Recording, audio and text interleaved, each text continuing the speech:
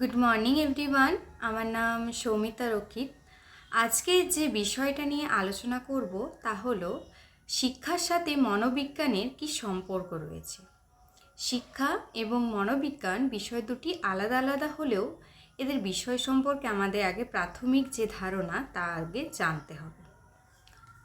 তো প্রথমে আমরা জানব শিক্ষা কী। যদি শিক্ষা কী তা আমরা যদি এক কথায় বলতে যাই, প্রথমত এর শিক্ষার কি অর্থ রয়েছে তা আমাদের জানতে হবে।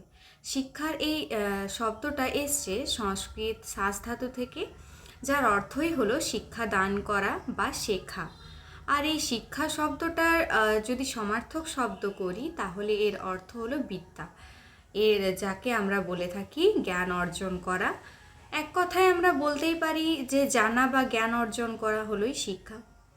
এ প্রসঙ্গে রবীন্দ্রনাথ ঠাকুর বলেছেন যে সর্বোচ্চ শিক্ষা হলো সেই শিক্ষা যা শুধুমাত্র তথ্য প্রদান করে না, বরং মানুষের জীবনকে সমগ্র দিক থেকে সামঞ্জস্যপূর্ণ করে গড়ে তোলে।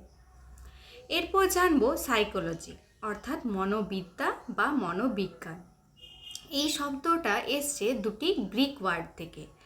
প্রথমটা হলো সাইকি, দ্বিতীয়টা হচ্ছে লোগোস। সাইকি কথার অর্থই হলো আত্মা, আর লোগোস কথার অর্থ হলো সায়েন্স বা বিজ্ঞান।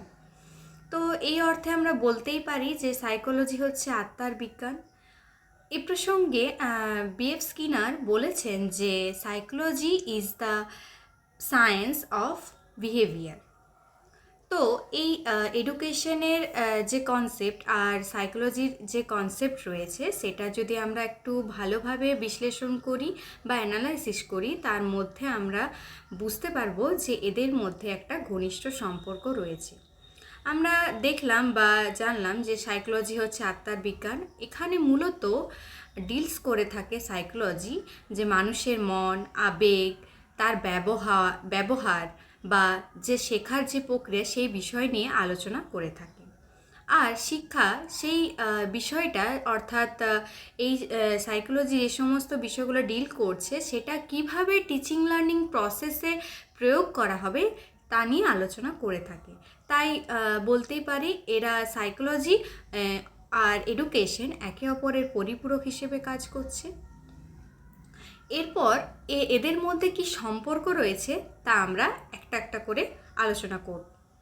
প্রথমত রয়েছে educational AIIMS and psychology. Psychology বা মনোবিজ্ঞান শিশুর বা একজন শিক্ষার্থীর আগ্রহ, মনোযোগ, তার ক্ষমতা, চাহিদা এই সমস্ত দিক থেকে বুঝতে সাহায্য করে। আর শিক্ষা সেই সমস্ত বুঝে নিয়ে শিক্ষার লক্ষ্যটা নির্ধারণ করে থাকে।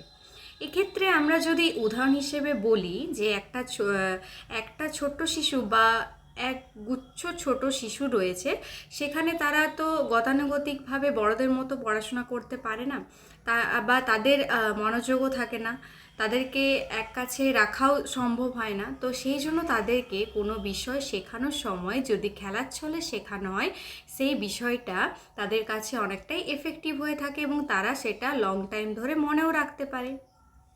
এরপর আসবো কারিকুলাম অ্যান্ড সাইকোলজি।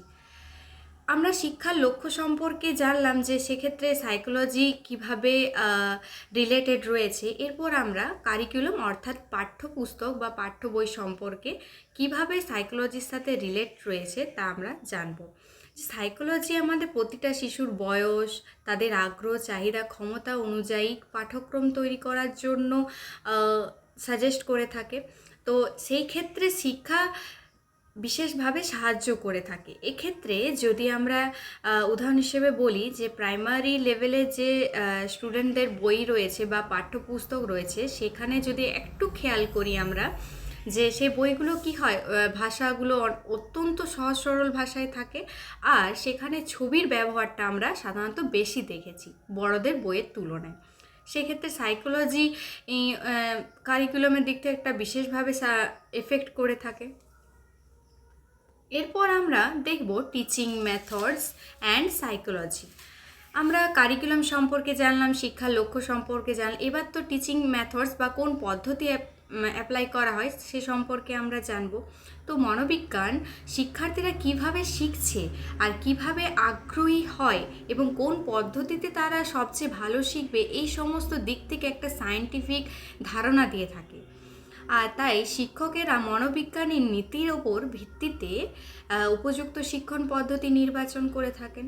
এর ফলে শিক্ষাদানটা অনেকটাই ফলপ্রসূ হয়, সহজ হয় এবং আকর্ষণীয় হয়ে ওঠে। এ প্রসঙ্গে একটা ভালো উদাহরণ আমরা যদি বলা যায় হিসেবে বলি, সেক্ষেত্রে আমরা সাইকোলজিতে এই বিএফ স্কিনারের যে অপারেন্ট কন্ডিশনিং থিওরি রয়েছে সে সম্পর্কে আমাদের ধারণা রয়েছে। তো সেখানে রিইনফোর্সমেন্টের কথা উল্লেখ রয়েছে।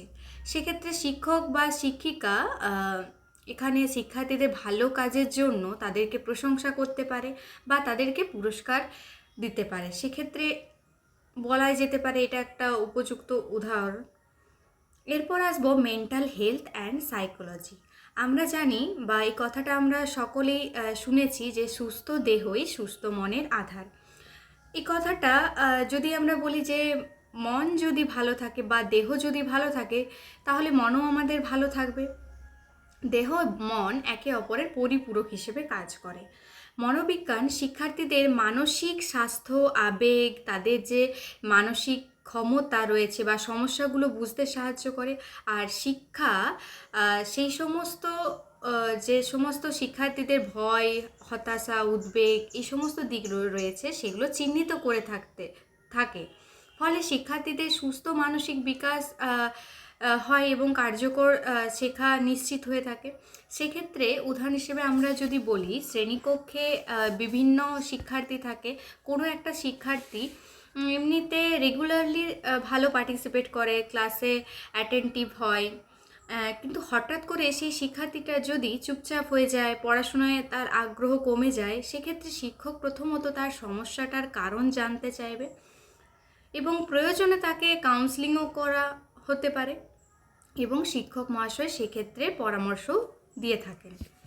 এরপর আসবো ফোকাস অন ইন্ডিভিজুয়াল ডিফারেন্সেস। আমরা দেখেছি যে পৃথিবীতে প্রত্যেকের থেকে আলাদা হয়ে থাকে। মনোবিজ্ঞানের ধারণা অনুযায়ী যে প্রত্যেকটা শিক্ষার্থীর বুদ্ধি, আগ্রহ, ক্ষমতা, চাহিদা, শেখার যে ক্ষমতা, ব্যক্তিত্ব এই সমস্ত একই হয় না। এই সমস্ত বিষয়গুলো প্রত্যেকের থেকে আলাদা হয়ে থাকে। তাই শিক্ষা ব্যবস্থায় এই ব্যক্তিগত বৈষম্য বা ডিফারেন্সটা বিবেচনা করে শিক্ষণ পদ্ধতি, পাঠ্যক্রম এবং মূল্যায়ন নির্ধারণ করা হয়, যাতে প্রত্যেক শিক্ষার্থী সমানভাবে বা তাদের সামর্থ্য অনুযায়ী শিক্ষালাভ করতে পারে। সেক্ষেত্রে যদি উদাহরণ হিসেবে বলা হয়, কোনো একজন শিক্ষার্থী রয়েছে, সে ম্যাথসের প্রবলেমগুলো খুব সহজেই সলভ করতে পারছে, কিন্তু সে ল্যাঙ্গুয়েজের বিষয়ের দিক থেকে দুর্বল রয়েছে। এক্ষেত্রে শিক্ষকের কাজ হবে তাকে এক্সট্রা কিছু হেল্পের মধ্য দিয়ে, অর্থাৎ এক্সট্রা কিছু অনুশীলনের মধ্য দিয়ে তার কোন কোন জায়গায় ল্যাঙ্গুয়েজের বিষয়গুলো দুর্বল রয়েছে সেগুলো আগে অনুধাবন করবেন। এরপর আসবো আমরা স্কুল এনভায়রনমেন্ট অ্যান্ড সাইকোলজি। মনোবিজ্ঞান বিদ্যালয়ে একটি সুস্থ, নিরাপদ এবং আনন্দদায়ক পরিবেশ গড়ে তুলতে সাহায্য করে। ইতিবাচক বিদ্যালয় পরিবেশ বা পজিটিভ যে স্কুল এনভায়রনমেন্ট রয়েছে শিক্ষার্থীদের শেখার প্রতি আগ্রহ বাড়ায়, আত্মবিশ্বাসী করে তোলে এবং সেই শেখাটা অনেকটাই এফেক্টিভ হয়ে থাকে। আর তাই শিক্ষণ প্রক্রিয়ায় মনোবিজ্ঞানিক বা মনোবৈজ্ঞানিক দৃষ্টিভঙ্গি অনুযায়ী গড়ে তোলা প্রয়োজন। এক্ষেত্রে যদি দেখি যে সমস্ত বিদ্যালয়ে খেলাধুলো বা সাংস্কৃতিক যে অনুষ্ঠান রয়েছে, পরিচ্ছন্ন পরিবেশ এবং শিক্ষক এবং শিক্ষার্থীর মধ্যে বন্ধুত্বপূর্ণ সম্পর্ক থাকে, সেখানে শিক্ষার্থীরা বেশি উৎসাহ সহকারে শেখে এবং তারা মানসিকভাবেও সুস্থ থাকে। এরপর রয়েছে ক্লাসরুম ম্যানেজমেন্ট অ্যান্ড সাইকোলজি। মনোবিজ্ঞান শিক্ষার্থীদের শ্রেণীকক্ষ সুষ্ঠুভাবে পরিচালনা করতে সাহায্য করে। এটি শিক্ষার্থীদের আচরণ, আগ্রহ, মনোযোগ, প্রেরণা বুঝতে সাহায্য করে। ফলে শিক্ষণ উপযুক্ত কৌশল ব্যবহার করে শিক্ষক শৃঙ্খলাপূর্ণ, সক্রিয় এবং আনন্দদায়ক পরিবেশ গড়ে তুলতে পারে। এক্ষেত্রে যদি আমরা উদাহরণ হিসেবে বলি যে শিক্ষক শুধুমাত্র যে শ্রেণীকক্ষে গতানুগতিক যে বক্তৃতাদান পদ্ধতি রয়েছে সেগুলো অবলম্বন না করে যদি ইন্টারেক্টিভ মেথড অ্যাপ্লাই করা হয় বা গ্রুপ ভিত্তিক কিছু কাজ দেওয়া হয়, সেটা অনেকটাই এফেক্টিভ হবে শিক্ষার্থীদের পক্ষে।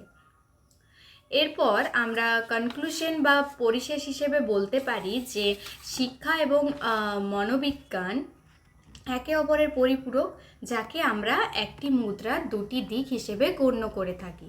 মনোবিজ্ঞান শিক্ষার্থীর আচরণ, মন, আগ্রহ, শেখার প্রক্রিয়া এই সমস্ত দিকটা দেখে থাকে, আর শিক্ষা এই সমস্ত দিকটা কিভাবে শিক্ষণ প্রক্রিয়ায় প্রয়োগ করা হবে, অর্থাৎ বাস্তবে প্রয়োগ করা যায়, সেই সমস্ত দিকের সাথে ডিল করে থাকে।